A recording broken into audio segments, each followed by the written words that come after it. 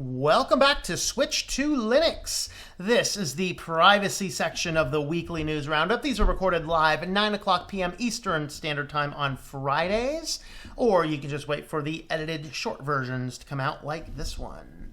So today we are highlighting our affiliate link for NordVPN. If you are a person that needs a VPN, maybe you travel around, do a lot of work in coffee shops, travel around the world, or need to test things from different countries, or you're particularly paranoid on your ISP knowing information about you, you definitely need to consider a VPN.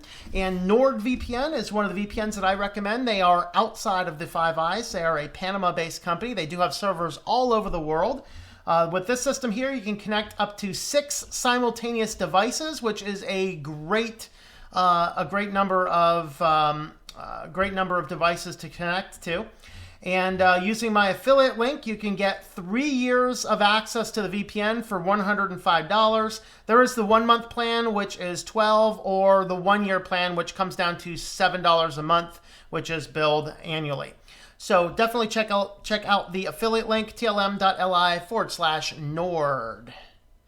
So with that being said, let's go ahead and jump on into the basic privacy news. Number 1 on the privacy news. This is kind of an update. If you guys remember, it was either last week or 2 weeks ago, I highlighted a new app that was basically, it was like the AI is telling you that you're crazy, and I was kind of making a big deal saying, guys, this is a problem because now this information is going to spread out, and everyone's like, oh, it's safe and secure.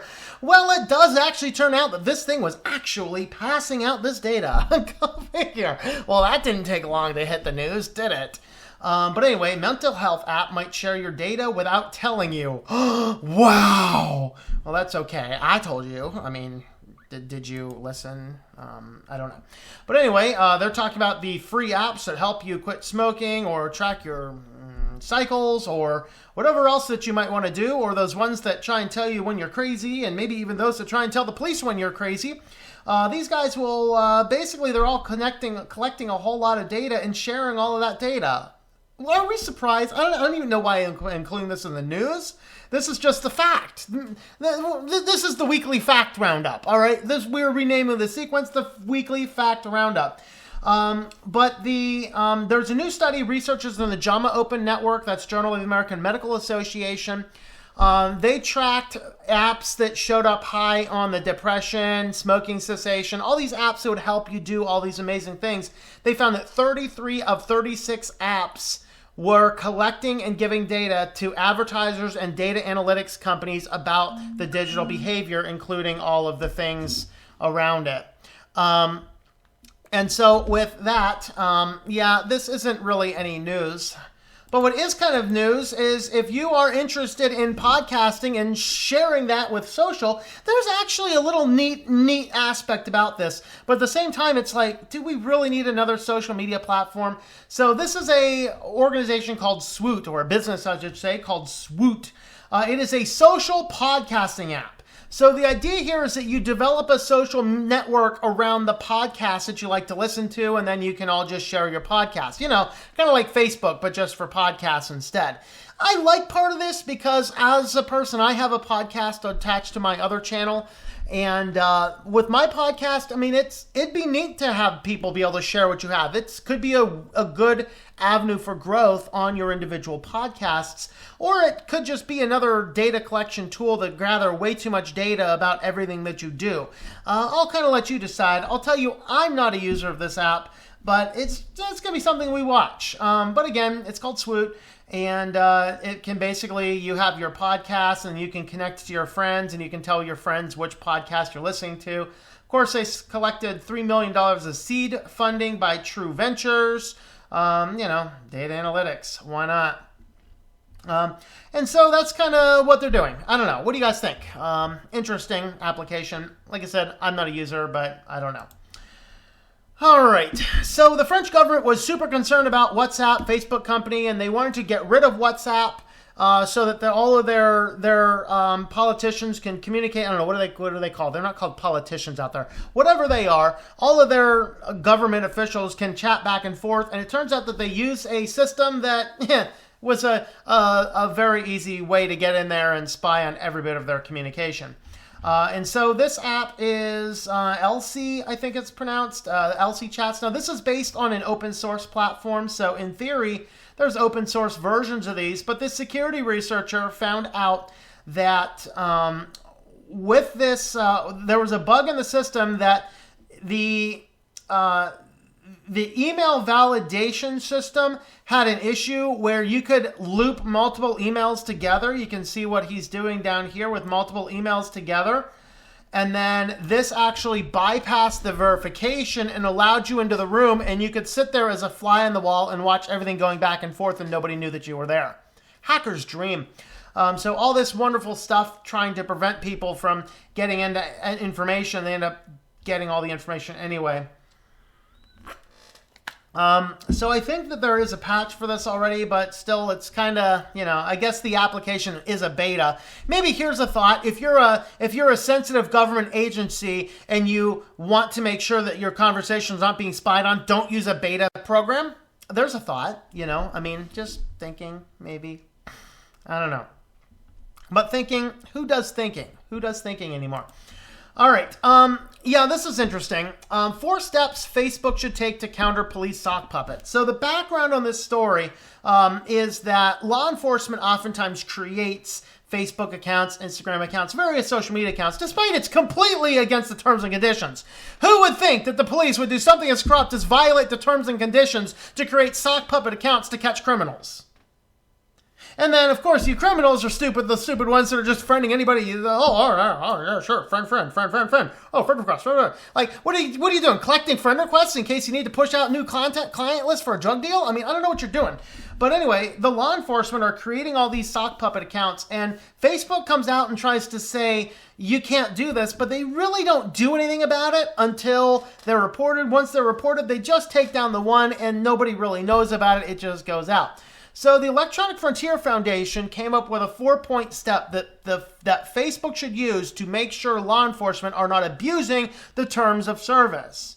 Okay, here's the thing. Do they know they're abusing the terms of service, or they haven't read it like the rest of us? I don't know. But there's entire divisions in law enforcement to tell their employees to create fake accounts in complete violation of the terms and conditions.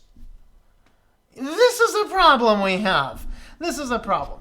So there's a 4-point step that the EFF has come up with that I think is a pretty good plan. So what should they do to battle these? Number 1, as part of its regular transparency reports, Facebook should publish data on the number of fake/impersonator law enforcement accounts identified, what agencies they belong to, and what action was taken. This gets the police department out in public. All right. This is what this does. All right. Number 2 is when it is identified, Facebook should alert all users and groups that interacted with the account, whether directly or indirectly. The interactions would include, but not limited to, friend requests, messenger messages, a comment, membership in a group, or being shown an advertisement. The user should know what agency operated the account and how long it was in operation. Facebook should also add a notification to the agency's page informing the public that the agency is known to have created fake/impersonator law enforcement accounts. You guys can kind of understand why this is never going to happen, but hey, it's a good college effort, right? Number 3, Facebook should further amend its amended terms for federal, state, and local governments to make it explicitly clear that by agreeing to the terms, the agency is agreeing not to operate fake/impersonator profiles on the platform. Facebook has the right to take action in response to the violating their terms, but when they do so, Facebook should be fair and consistent. All right, and number 4, Facebook should review department policies for social media use by law enforcement agencies. When law enforcement has a written policy engaging in fake or law enforcement accounts in violation of the amended terms for federal, state, and local governments in the United States, Facebook should add a notification to the agency's page to inform the users of their enforcement policy. So, yeah, I mean, you can kind of see why this is never really going to happen, but, you know. It was a good college try, but, yeah. All right. This is another update. We talked about this again a couple weeks ago, that Amazon Alexa, when you feed this information, all right, we have to do it. Alexa, order unicorn meat. Confirm. All right. So when you are using your Alexa device, that device is collecting information, and those samples, not just a transcript, but the actual audio samples, are sent out to a variety of teams in a variety of different places, anywhere from teams in the United States to teams overseas in third world countries for analysis. And then they can take this information, and what they can do with it is they're basically taking the information to, quote, make the service better. And we talked about this a couple weeks ago, saying this is kind of bad. But of course, Amazon came back and was like, oh, no. We can't, nobody can gather information. This is completely safe. There's no way to de-anonymize this. But the problem is, there's a big problem. And I think this was originally reported by Bloomberg. The big problem is that Alexa also shares a lot of location data so that you can figure out what is close to you. So if you tell your Alexa, what's the nearest pizza place, it'll tell you. All right. Hey, Alexa, what's the nearest pizza place? There. So if you were unclear, now if you have an Alexa within the hearing of this podcast, then you now know where the nearest pizza place is. Well, that information is also among the group of information it's sent. So it's technically de-anonymized. The account information is scrubbed.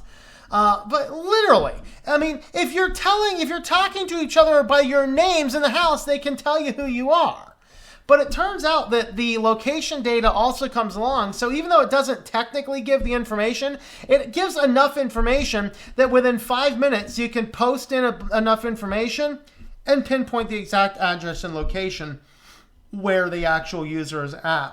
So if you're still using these Alexas, why? I don't know. But anyway, that's just an update. Now on to this one. And this is from The Hill. And we're going to be talking about this revolving door, because this is a big deal. So if you're unfamiliar with the concept of a revolving door, this has to do with regulatory agencies in the United States. Regulatory agencies in the United States and the companies that are going to get regulated. So what ends up happening is you'll have a guy who works for the FDA, and then he leaves the FDA to take a high-level position in one company that will get products approved by the FDA. And then maybe he's done with his tenure there for a while. He revolves back out and goes back into the FDA. This is the same thing with Ajit Chhatrapati, where he was a lawyer shill for the ISP. He has a revolving door to take the high position at the FCC. And then once that's over, he's going to revolve right back into the place. That's the revolving door. Now, one of the things that irritates me the most is that Trump ran on a platform of eliminating revolving doors, and he's made it worse. It turns out that Facebook's legal counsel left. They needed to get a new one. Who do they appoint? A lawyer who worked with the government to write the Patriot Act. Oh my God! Oh my God! Ah! We're gonna melt people. Oh my! The lawyer for the Bush administration who wrote the Patriot Act is gonna now go be general counsel for Facebook.